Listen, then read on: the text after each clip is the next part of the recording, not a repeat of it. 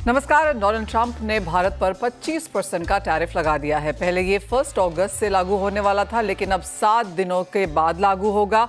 भले ही इसमें 7 दिन का वक्त हो, लेकिन इसका देश की ज्वेलरी, चावल एंड कॉटन टेक्सटाइल सेक्टर पर कितना असर पड़ेगा?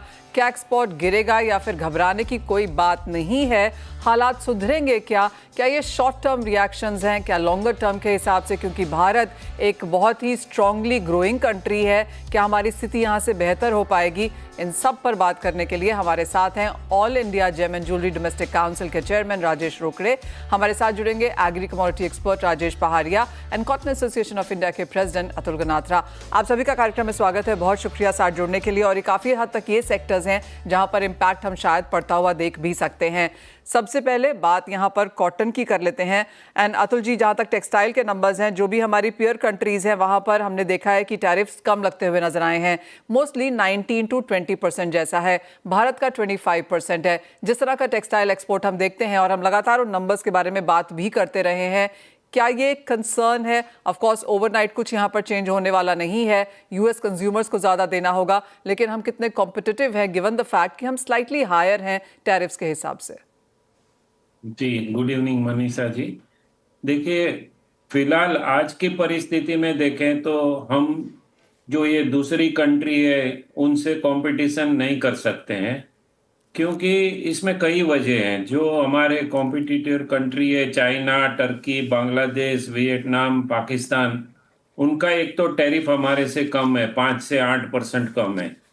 नंबर 2, ये सब कंट्री को कॉटन जो है वो बहुत सस्ते में मिलता है। आज ही मैं पढ़ रहा था तो वियतनाम ने 72 सेंट में ब्राजीलियन कॉटन लिया है, जो करीब करीब 49,000 50,000 पड़ता है। और इंडियन कॉटन का आज रेट है 50। एक तो वियतनाम का हमारे से 5% टैरिफ कम है, और उनको कॉटन 10% 12% कॉटन भी कम रेट में मिल रहा है, और वहाँ पावर के रेट भी बहुत कम है। तो हम कैसे कंपटीशन कर पाएंगे इतना टैरिफ बढ़ने के बाद? It is very difficult situation Manisha ji. और अगर आपने देखा होगा तो सब 2 दिन में सभी टेक्सटाइल कंपनी के शेयर जो स्टॉक मार्केट में है वो भी जी ये हाँ। दर्शाते हैं कि ये चिंता का विषय है। 10 से 20% तक सारे स्टॉक कम हो गए। तो वो दिखाता है कि ये एक चिंता का विषय है और हम इतना कंपटीशन नहीं कर पाएंगे। जी मनीषा जी। तो as of now of course ये फाइनल नहीं है, क्योंकि यूएस प्रेसिडेंट हमें लगातार कह भी रहे हैं कि बातचीत जारी है। हमारे अपने मिनिस्टर्स कह रहे हैं कि अगली बातचीत तीसरे हफ्ते अगस्त में यहाँ पर होने वाली है। तो ये रेट्स फाइनल हैं ऐसा नहीं है, काफ़ी कुछ यहाँ से बदल सकता है। आई एम श्योर रेगुलेटर्स आपसे, मिनिस्ट्री आपसे भी यहाँ पर बात कर रही है अतुल जी। लेकिन जो करंट नंबर्स हैं यहाँ पर, क्या ये शॉर्ट टर्म रिएक्शन है? क्योंकि कॉम्पिटिटिव तो हम शायद पहले भी नहीं थे। बांग्लादेश, वियतनाम के नंबर्स हमेशा हमसे बेहतर ही रहे हैं। क्या बहुत ज़्यादा फर्क पड़ेगा, या फिर आपको लगता है कि सरकार की तरफ से कुछ पुश लगेगा? जी देखिए, अभी फिलहाल तो ऐसा दिख रहा है कि बहुत ज़्यादा फर्क पड़ेगा, क्योंकि मनीषा जी जो हमारा टेक्सटाइल का एक्सपोर्ट है, टोटल $35 बिलियन का हम एक्सपोर्ट करते हैं, उसमें से 35% हम अकेले यूएसए को करते हैं। तो आज नई कंट्री ढूंढना इतने कम समय में बहुत टफ होगा। तो इसके लिए हम समझते हैं कि हमको सबको सारे एसोसिएशन जो है, कॉटन एसोसिएशन है, स्पिनिंग मिल के एसोसिएशन है, साइमा, सिटी, निटमा, इनको फिर गारमेंट के एसोसिएशन है, इनको गवर्नमेंट से बात करनी चाहिए, इमीडिएटली बात करनी चाहिए। ऐसा नहीं है कि वेट करते रहे। थोड़े दिन ये टैरिफ रहने वाला है, तो बात करनी चाहिए, और गवर्नमेंट से क्या हेल्प चाहिए ये प्रॉब्लम को सॉल्व करने के लिए, वो हेल्प गवर्नमेंट भी, मुझे ऐसा लगता है गवर्नमेंट भी रेडी होगी कि ये हेल्प करेगी। जैसे मैं आपको बताऊं कि इसमें हमारे को गवर्नमेंट से इंसेंटिव मिलने चाहिए जो यूएसए को एक्सपोर्ट करते हैं। फिर दूसरा, जो 11% कॉटन पे इंपोर्ट ड्यूटी के लगा के रखा है, वो भी अगर हटा देंगे तो इंडस्ट्री को बड़ा रिलीफ मिलेगा, रॉ मटेरियल। तीसरा, गवर्नमेंट के पास कॉटन का स्टॉक पड़ा हुआ है, सीसीआई के पास 30 लाख बेल्स का। उन्होंने भी भाव अभी पिछले 15 दिन में 3,000 रुपए के भाव बढ़ा के हमारे रेट कॉटन के कॉटलुक इंडेक्स से बहुत ज्यादा है। तो अगर सीसीआई कम रेट में कॉटन दे देवे 5,000 रुपया कम, तो स्पिनिंग मिल को सब रास्ते ढूंढने पड़ेंगे इंडस्ट्री को कि कैसे इससे बचा जाए। जी मनीषा जी। तो अतुल जी, आप कह रहे हैं कि एक कंसर्न यहाँ पर डेफिनेटली है और सरकार की तरफ से काफी सारे इंसेंटिव्स निकालने यहाँ पर पड़ेंगे। एक और चीज Atul ji, as of now क्या एक्सपोर्ट स्टैंड स्टिल पे है, क्या वो स्लो है, क्या बाजार इंतजार कर रहे हैं या फिर बिजनेस एज यूजुअल है? मनीषा जी, मैं कहूंगा बिजनेस स्टैंड स्टिल है। 15 दिन से बिजनेस स्टैंड स्टिल है, क्योंकि ये 25% टैरिफ ना तो यूएसए का बायर एक्सेप्ट करने को तैयार है, और ना हमारे पास इंडस्ट्री में यहाँ कोई गैप है इतना कि हमारा माल सस्ता बन रहा है। हम 50%, 12% हम दे देवे, 13% वो दे देवे, ऐसा भी नेगोशिएट करने के लिए जो बड़े बड़े गारमेंट एक्सपोर्टर है वो पहले ही 1 महीने पहले यूएसए जाके ये सब नेगोशिएशन कर चुके हैं। मगर यूएसए में चाइना का बहुत डंपिंग है टेक्सटाइल का। चाइना, वियतनाम, बांग्लादेश, इनका डंपिंग बहुत ज्यादा है। वहाँ स्टोर में 3-3, 4-4 महीने का ऑलरेडी माल पहले ये टैरिफ लगने वाला है करके सबने माल लेके रखा है। तो ये सब सारी मुसीबतें हैं, और कोई भी हमारा एक्सपोर्टर यूएसए को इमीडिएटली शिप, नहीं तो वहां माल पहुंचने के बाद कोई माल छुड़ाएगा नहीं तो पैसा भी फंस जाएगा। तो ये एक बहुत टफ सिचुएशन है, और हम बोलते हैं कि गवर्नमेंट को इसमें, सब हमारे सब एसोसिएशन को, गवर्नमेंट को इसमें इमीडिएटली मीटिंग करके कुछ रास्ता टेक्सटाइल इंडस्ट्री के लिए निकालना बहुत जरूरी है, नहीं तो स्लोली स्लोली हमारे प्रॉब्लम और बढ़ते जाएंगे। जी मनीषा जी। लास्ट ईयर की भी अगर हम नंबर्स देखें तो बहुत ज़्यादा खास नहीं है, क्योंकि स्लो डाउन था यूएस एंड चाइना के लिहाज से। इंडियन मार्केट्स में भी हमने नंबर्स को स्ट्रॉन्ग आते हुए नहीं देखे, और अब टैरिफ की वजह से कुछ और कंसर्न्स यहाँ पर बनते हुए। बहुत शुक्रिया अतुल जी, ये सारा कुछ कॉटन एंड टेक्सटाइल का हमारे समक्ष रखने के लिए। वेल, ये तो बात हुई कॉटन की, लेकिन जहाँ तक राइस की बात है, बासमती की बात है, ये भी हमारे लिए एक बहुत बड़ी एक्सपोर्ट मार्केट है।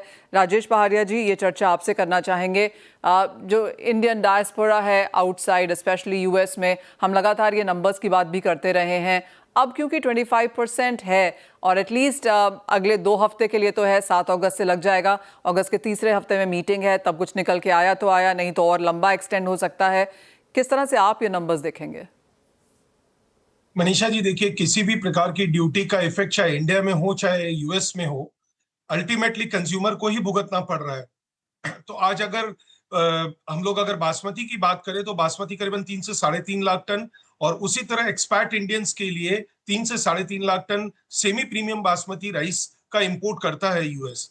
जो सेमी प्रीमियम बासमती राइस है वो कंज्यूम करता है हमारे एक्सपैट इंडियंस ही मेजरली, और बासमती उनके कॉमर्शियल यूज में आता है। तो वहां की प्राइस, जो लोकल प्राइस के इंडेक्स है वो बढ़ेंगे, रेस्टोरेंट्स के प्राइसेस बढ़ेंगे, प्राइस पर प्लेट बढ़ेंगी, उसका इफेक्ट अल्टीमेटली वहां आएगा। जैसा हमारे गनात्रा साहब ने कहा कि भाई हमारे पास में इतना बड़ा कोई गैप नहीं है कि हम इस 25% को कहीं ना कहीं एब्सॉर्ब कर ले। तो उस गैप को कंप्लीट करने के लिए और उसको फुलफिल करने के लिए अल्टीमेटली कंज्यूमर को ही वहां पे करना पड़ेगा। यहां से तो हम उसी प्राइस पे कर पाएंगे, उससे नीचे में करना तो कोई सेंस भी नहीं बनता है। राजेश जी, जहां तक कॉटन की बात है, ऑफ कोर्स वो एक इंडस्ट्रियल एग्रीकल्चर कमोडिटी हो जाती है, लेकिन राइस एक फूड कमोडिटी है, हम तो उसे एसेंशियल के तौर पर भी देखते हैं। अब जिस तरह से 25% यहाँ पर है, जो कॉन्वर्सेशंस यहाँ पर बनती हुई नजर आ रही हैं, आपको लगता है आगे जाकर, और ये बातचीत जारी है कि कुछ एक कमोडिटीज को शायद जाके आगे जाके एक्सक्लूड कर दिया जाए, आपको लगता है राइस एक स्ट्रॉन्ग पॉइंट बनाता है उस चीज के लिए? मनीषा जी, उम्मीद पे दुनिया कायम है, नंबर 1। तो अपने तो hope is the best remedy for every call, number 1। Number 2, अपने को ये ध्यान रखना होगा कि किसी भी प्रकार का जब कभी भी कोई बैन या कोई एड या कोई भी चीज होती है, तो स्पेशली जो फूड मेडिसिन कमोडिटीज जो होती है वो एग्जेम्प्ट होती है। तो हमारी राइस इंडस्ट्री ने भी ये प्रे किया है कि भाई इस पर्टिकुलर फूड कमोडिटी को, स्पेशली राइस जो कि मेजरली स्टेपल कमोडिटी है consume by the expat Indians और by the local out there, उसको इस ड्यूटी के स्ट्रक्चर से बाहर रखा जाए। But we will never know कि क्या होगा क्या नहीं होगा। बट अब जैसे 1 तारीख की डेट थी वो 7th हो गई है, इसकी वजह से कल मैं खाली एक बेसिक सा एग्जांपल देता हूँ। एक्सचेंज के अंदर में इतना बड़ा फ्लक्चुएशन आया है कि जो प्राइस हम कल ऑफर कर रहे थे वो प्राइस हम आज ऑफर नहीं कर पा रहे। एब्सोल्युटली। अगर मैं फ्यूचर्स की बात करूं, और मेरा अगला सवाल राजेश जी वही था, क्योंकि अगर हम राइस फ्यूचर्स देखें यहाँ पर तो वो 2021 के लोज पर हैं। एक महीने में 3% की गिरावट है। इस साल में अगर इंटरनेशनल एक्सचेंजेस देखें तो वहाँ पर 13% तक की गिरावट है। ग्लोबल सप्लाईज यहाँ पर लगातार बढ़ती हुई नजर आ रही हैं, और जिस तरह के प्रोजेक्शंस हैं 2025-26 के लिए, वो रिकॉर्ड 538 मिलियन टन्स के लिहाज से हैं। यानी कि चावल का उत्पादन इंटरनेशनल मार्केट्स में बहुत ज़्यादा है। आपको लगता है इंडिया यहाँ पर कितना कॉम्पिटिटिव है? क्योंकि अगर हम टोटल राइस अवेलेबिलिटी अंतर्राष्ट्रीय बाजारों में 2025-26 के लिए देखें तो वो 743 मिलियन टन्स पे आ रही है। उसमें से अकेला इंडिया जो है 8 मिलियन टन एक्स्ट्रा प्रोड्यूस करके देगा। तो मेजर जो हाइक है इंडिया एंड पाकिस्तान की तरफ से है, जहां पे हमारी काफी एक्रेजेस बढ़ी है और काफी प्रोडक्शन हम लोगों का इंक्रीज हुआ है। इट इज ऑल बिकॉज कि हमारी जो एमएसपी प्राइस है जिसपे एफसीआई की प्रोक्योरमेंट होती है वो एवरी टाइम इंक्रीज होती है। तो अकॉर्डिंगली फार्मर्स भी जो है वो प्रोडक्शन को इंक्रीज करते हैं, बिकॉज उसमें से एफसीआई के पास में कार्गो जाता है at a particular MSP price. So certainly उनको वो बेनिफिट मिलता है। सिमिलरली वो फिर वो more of non basmati rice जो कि एफसीआई प्रोक्योर करती है वो प्रोड्यूस करती है। हमारे बासमती का प्रोडक्शन हार्डली 3 से 4% बढ़ा है। सेमी प्रीमियम बासमती का प्रोडक्शन उल्टा घटा है, बिकॉज उस पर कोई एमएसपी नहीं है। ओवरऑल ग्लोबल सिचुएशन आप देखेंगे तो मुझे लगता है कि हम लोग एक दूसरी कंट्री जो है, मेजरली 5 प्रोड्यूसिंग जो कंट्री है, एक दूसरे को compete कर रहे हैं। एवरी टाइम हम एक दूसरे की प्राइसेस को काट रहे हैं जस्ट बिकॉज ओवर सप्लाईज है।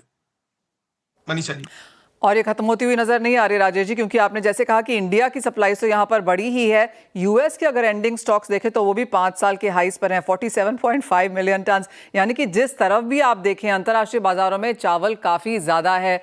अब इसके ऊपर 25% की ड्यूटी भी लग रही है। किस तरह से फिर अब life for an Indian rice exporter बनता हुआ देखें? बैलेंस कर रहे हैं। अभी शिपमेंट्स ऑलमोस्ट सस्पेंडेड है। जैसे अभी हम लोग बासमती वालों की बात करें तो बासमती के अंदर में हम लोगों ने अभी ईरान की जो मार थी उससे झेलते हुए थोड़ा सा बाहर आए, रिलीफ हुआ, वापस लोग चीजें स्टेबलाइज हो रही थी, तब ये टैरिफ बॉम्ब आ गया। तो अब उसके बाद में अभी कोई नया ट्रेड हो नहीं रहा है, और जो भी हो रखा था वो वाया कनाडा या आप समझिए थर्ड कंट्री एक्सपोर्ट के थ्रू ही हो रहा था। हमारा नॉन बासमती का जो राइस का एक्सपोर्ट सब वो थोड़ा स्टेबल है अभी at the moment. Technically African market है तो उसमें इतनी प्रॉब्लम नहीं है, बट राजेश जी, यूएस के लिए जो सेमी प्रीमियम बासमती है उसमें एक हिंड्रेंसेस आएगी, जिसकी सप्लाईज काफी कंट्रोल्ड होनी पड़ेगी। और अगर नहीं पहुंचा तो हमारे वहां के जो कंज्यूमर्स है उनको एक हायर प्राइस पे करके किसी दूसरी अल्टरनेट ओरिजिन की तरफ में जाना पड़ेगा। राजेश जी, ये कॉन्वर्सेशन मैंने बहुत सारी कमोडिटीज के लिए की है कि हाँ जी, रीरूटिंग कर देंगे, यहाँ से दुबई भेज देंगे, वहाँ से फिर आगे कहीं भेज देंगे, और मे बी 25% का जो ये है इसको कहीं ना कहीं कम करने की कोशिश करेंगे। लेकिन यूएस की तरफ से स्पेशली जो ट्रांसशिपमेंट को लेकर उन्होंने पेनल्टी की बात की है, आपको लगता है वो एक और स्ट्रिंजेंट यहाँ पर हो सकता है? देखिए, ट्रांसशिपमेंट 5 से 7% की लॉजिस्टिक्स कॉस्ट पे मैनेज नहीं होगा। हमारी वैल्यू ऑफ द कमोडिटी मान लीजिए 300, $350, $400 या $700 की है। अगर मैं $35 अगर मान लीजिए कि उसके ऊपर मैं 5% को बचाने के लिए करूंगा तो मेरे को उसमें बचेगा ही नहीं। तो ट्रांसशिपमेंट एक मिथ है जो हमारे चावल इंडस्ट्री में तो नहीं आएगा। May be high valued commodities like अपना गोल्ड सिल्वर उसमें हो तो वो बात अलग है, बट मुझे राइस में तो कहीं पे भी इसका स्कोप नजर नहीं आता है। राजेश जी, एक फाइनल सवाल यहाँ पर, और आपने यहाँ पर इंडियन मार्केट्स की बात करी, और जुलाई में जिस तरह के हमने स्टॉक्स देखे हैं सरकार के पास वो 15% पिछले ईयर से कंपैरिजन में ज़्यादा हैं। नॉर्म यहाँ पर 13-13.5 मिलियन टन का है, सरकार के पास 55-56 मिलियन टन यहाँ पर ऑलरेडी है। प्राइसेस अंतर्राष्ट्रीय बाजारों में लगातार गिरे हैं, इंडियन मार्केट्स में किस तरह का सेंस है? फ्लैट है लास्ट 3 महीने से, बिकॉज एफसीआई ने कई महीनों से अपना कार्गो जो था लिक्विडेट करना बंद कर दिया था। ओएमएसएस में सप्लाईज नहीं देते। परसों ही नोटिफिकेशन आया है कि जो कि अराउंड 52 लाख टन के आसपास में वो कार्गो लिक्विडेट करेंगी थ्रू डिफरेंट पॉलिसीज के थ्रू, नैफेड, एनसीसीएफ, भारत चावल, इथेनॉल वालों को, प्राइवेट ट्रेडर्स को। बट इसमें क्या एक्सपोर्ट्स के लिए कुछ नहीं मिलना है। तो मुझे लगता है कि भाई यहाँ से जब अवेलेबिलिटी एफसीआई के कार्गो की बढ़ेगी तो मार्केट थोड़ा सा डाउनफॉल की तरफ में है। 5 से 7% का करेक्शन वापस नजर आता है, क्योंकि आज इनकी इकोनॉमिक कॉस्ट जो है वो 34-35 रुपए की है एफसीआई के कार्गो की। वो हमारे को 2800 रुपए में, 2250 रुपए में ब्रोकन दे रहे हैं। तो ऑलमोस्ट वो इकोनॉमिक कॉस्ट से 20 से 25% चीपर दे रहे हैं।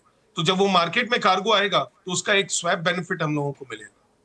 ये एक और चीज़ है कि सरकार के पास एक्सेस है, लेकिन कितना वो चैनलाइज हो रहा है एक्सपोर्ट्स की तरफ, उसके ऊपर भी ऑफकोर्स यहाँ पर काफ़ी सारी बातचीत है। लेकिन बहुत शुक्रिया राजेश जी साथ जुड़ने के लिए, और उस तमाम कॉन्वर्सेशन के लिए भी बहुत शुक्रिया आपका समय का। हमारे साथ all India gem and jewellery domestic council के चेयरमैन राजेश रोकरे हैं। राजेश जी नमस्कार। 25% का जो ये टैरिफ है, ये किसी के भी गले के नीचे नहीं उतर रहा है। Indian James and jewellery industry इसे कैसे रिएक्ट कर रही है?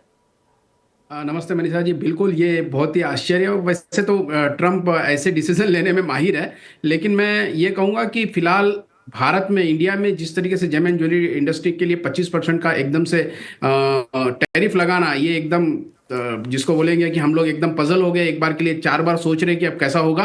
और ओवरऑल जो व्यापार हम लोग यूएस के साथ करते हैं, टोटल एक्सपोर्ट का 30% के आसपास का हमारा व्यापार यूएस के साथ होता है, और करीब 9 से 10 बिलियन का व्यापार सिर्फ यूएस के साथ होता है। मुझे एक बात तो लग रही है इसमें कि कहीं ना कहीं एक यू टर्न लेने की ट्रंप की एक आदत है, और शायद इसमें वो हिट विकेट भी हो सकते हैं, मैं अगर बड़ी सरलता से कहूँ, क्योंकि इंडियन ज्वेलरी ही एकमात्र पूरे वर्ल्ड में ऑप्शन है, क्योंकि यहाँ हैंडमेड ज्वेलरी का जो काम है शायद ही कहीं और दुनिया में हो सकता है, क्योंकि यहाँ बहुत सालों से ये वर्किंग आ रहा है, और ये परिपाटी इतने सालों से चलती आई। वो अचानक टैरिफ लगने के कारण कहीं दूसरे देश से उनको इंपोर्ट करना पॉसिबल नहीं है। हाँ, मैं इतना कहूंगा कि जिस तरीके से अभी 25% मतलब टैरिफ बढ़ गया है 15% से, जो अभी टोटल 25% हो गया है, इस वजह से शायद वहाँ का जो कंज्यूमर है वो एक बार के लिए वहाँ बाइंग न करते हुए कहीं और जाके बाइंग करे, या इंडिया में आके बाइंग करे, तो उसमें गवर्नमेंट को ही वहाँ के टैक्सेशन और वहाँ के जो नुकसान होगा, शायद वो, इसीलिए मैं ये कह रहा हूँ कि वो शायद हिट विकेट हो सकता है। राजेश जी, जो सवाल हम सभी सेक्टर से पूछ रहे हैं वो ये भी है कि सरकार से अब किस तरह की बातचीत है। ऑफ कोर्स उनके हाथ भी बंधे हैं, वो भी देख रहे हैं कि किस तरह से इस नेगोशिएशन को लेके आना है, लेकिन अगर इंसेंटिव की जरूरत पड़ी तो ये सेगमेंट, ये सेक्टर क्या देख रहा है फिर? हाँ, बिल्कुल सरकार की तरफ से हम लोग बहुत आशावादी है, और जिस तरीके की सरकार भारत में है अभी, बिल्कुल मजबूत सरकार, और एक जिस तरीके से विकसित भारत की तैयारी चल रही है, और जिस तरीके से हमारी इकोनॉमी ग्रोथ कर रही है, उसमें हमें बहुत ज़्यादा मतलब कॉन्फिडेंट है कि हमारे जो सरकार के मंत्री है या प्रधानमंत्री है, फिर वो कॉमर्स मिनिस्ट्री हो, विदेश मंत्री हो या प्रधानमंत्री हो, बिल्कुल ये मसला जल्दी हल कर लेंगे, क्योंकि भारत के बहुत ही अच्छे संबंध यूएस के साथ रह चुके हैं। ये मानता हूं कि ये अफवाह है कि रशिया के कारण ये शायद हम पे थोपा गया है, लेकिन मुझे अभी भी बहुत ज़्यादा कॉन्फिडेंट हूं कि जल्द से जल्द ये शायद मसला हल हो सकता है। एक और चीज राजेश जी, काफी सारे लोग अब ये मानने लगे हैं, और इसीलिए शायद हमने बाजार में कुछ स्थिरता यहाँ पर आते हुए देखी, इक्विटी मार्केट्स में भी कुछ सपोर्ट है, वो इसलिए कि बाकी सारी कंट्रीज और कंपनीज अब इंडिया का रुख कर रहे हैं, क्योंकि यहाँ पर बढ़त देखने को मिली है, पॉपुलेशन ग्रोथ है, वेल्थ क्रिएशन है, तो खरीदारी और बेस्ट जो डिमांड ग्रोथ है वो शायद इंडिया से निकलती हुई नजर आएगी। क्या इसका इम्पैक्ट ये भी होगा कि इंडियन बाइंग स्ट्रांग होगी, और क्या दूसरी चीज ये है कि हम बाकी और दूसरी मार्केट्स को देखना शुरू करेंगे? बिल्कुल, देखिए India is the second largest populated country. अगर यही इसकी ताकत है, जैसे कि हमारे प्रधानमंत्री हर बार कहते हैं आपदा को अवसर में बदलो, और शायद इससे बड़ा अवसर कुछ नहीं है। हमारे पास आज जिस तरीके से पॉपुलेशन है, यहाँ हमारे पास मैन पावर एक सबसे कम रेट में अवेलेबल है, और पूरे दुनिया के लिए भी इंडिया एक जिसको कहेंगे कि एक बहुत ही अच्छी फॉरेन नीति लेके आता है। इस वजह से लोग सब इंडिया की तरफ रुख कर रहे हैं। मैं बिल्कुल मानता हूं कि जिस तरीके से अमेरिका ने टैरिफ बढ़ाया है, लेकिन हमारे पास बहुत सारे ऑप्शंस अभी भी है, और मुझे लगता है कि उस ऑप्शन से शायद हमें उतना फर्क नहीं पड़ेगा जितना यूएस को फर्क पड़ेगा। साथ ही साथ अगर राजेश जी इंडियन मार्केट्स की बात करें तो हम फेस्टिवल सीजन में अगले हफ्ते से यहाँ पर आ जाएंगे। आईजेस अभी भी यहाँ पर जारी है, लोगों को लगता है कि डिमांड अच्छी निकल के आ सकती है। आप किस तरह की वॉल्यूम वैल्यू वाइज अगले 3 महीने में बनता हुआ देखते हैं, क्योंकि अगस्त, सितंबर, अक्टूबर आई एम अज्यूमिंग आपकी इंडस्ट्री के लिहाज से बहुत इंपॉर्टेंट महीने हैं? हाँ, बिल्कुल। मैं अगर आंकड़े पे जाता हूं तो जो इम्पोर्ट है टोटल अभी तक के कुछ 280 टन के आसपास का इंपोर्ट अभी तक के हो चुका है, और अभी से अगस्त महीना, मतलब 1 अगस्त के बाद से हमारे यहाँ फेस्टिव सीजन स्टार्ट होते हैं, तो डिमांड यहीं से स्टार्ट होती है, और आने वाले जो 5 महीने होते हैं उसमें करीब करीब जितना इंपोर्ट होता है उसका 50% से ज़्यादा कंजम्पशन इस समय में होता है। और अगर मैं पिछले साल के आंकड़े देखता हूँ तो 812 टन के आसपास का इंपोर्ट लास्ट ईयर हुआ था, और इस बार भी शायद मुझे लगता है वही जो फिगर है वो फिर से आ सकता है, क्योंकि गोल्ड में जिस तरीके के रेट बढ़े हैं, कुछ 34% के आसपास के इस बार के रेट बढ़े हैं। और वर्ल्ड गोल्ड काउंसिल का एक रिपोर्ट भी आया है जिसे गोल्ड डिमांड ट्रेंड करके कल ही वो रिपोर्ट फ्लैश हुई है। उसमें करीब करीब 17% से अगर वैल्यू वाइज देखता हूं तो इंपोर्ट बढ़ा है और वॉल्यूम वाइज 17% से लेस है, लेकिन वो अभी तक के है। लेकिन आने वाले दिनों में जैसे कि मैंने कहा है कि अगस्त से हमारे यहाँ फेस्टिव सीजन स्टार्ट होता है, तो मुझे लगता है जो फिगर हम लोग ने पिछले साल इंपोर्ट किया है वो शायद इस बार भी पूरा हो जाएगा। और उल्टा गोल्ड के रेट बढ़ने के कारण और ज्यादा फेथ कस्टमर का इस इंडस्ट्री की तरफ बढ़ा हुआ है। और अभी सितंबर में एक बड़ी exhibition world all India gem and jewellery domestic council plan भी कर रही है। इस वजह से भी यहाँ पे सेल में इफेक्ट आएगा। साथ ही साथ लकी लक्ष्मी जैसी B2C स्कीम जो हम लोग लेके आए हैं, इस वजह से भी कस्टमर को इस पूरे बाइंग में मजा आएगा इस दिवाली में। ऑल राइट, तो स्कीम्स है यहाँ पर और काफ़ी सारी मेहनत भी यहाँ पर हमारी इंडस्ट्री करती हुई नजर आ रही है। और आपने काफ़ी इंटरेस्टिंगली कहा यहाँ पर कि 9 से 10 बिलियन डॉलर्स का एक्सपोर्ट हम यहाँ पर यूएस में करते हैं। एंड इंटरेस्टिंगली भारत इकलौता ऐसा देश है जहाँ पर हैंडमेड ज्वेलरी है जिसको रेप्लिकेट करना मुश्किल है। तो कुछ ना कुछ यहाँ पर शायद निकल के आएगा और हो सकता है हम वो ओवरऑल 25% भी कम होता हुआ देखें। तो ऑफकोर्स उम्मीद पे हम कायम हैं। राजेश जी एज ऑलवेज बहुत शुक्रिया साथ जोड़ने के लिए। India one festival demand growth और इंटरनेशनल मार्केट्स में एक्सपोर्ट्स को लेकर क्या यहाँ पर मुद्दे रह सकते हैं, इस पर भी चर्चा करने के लिए। इसी के साथ फिलहाल इस कार्यक्रम में इतना ही समय है। मुझे दीजिए इजाजत, लेकिन आप बने रहिए CNBC आवाज़ पर।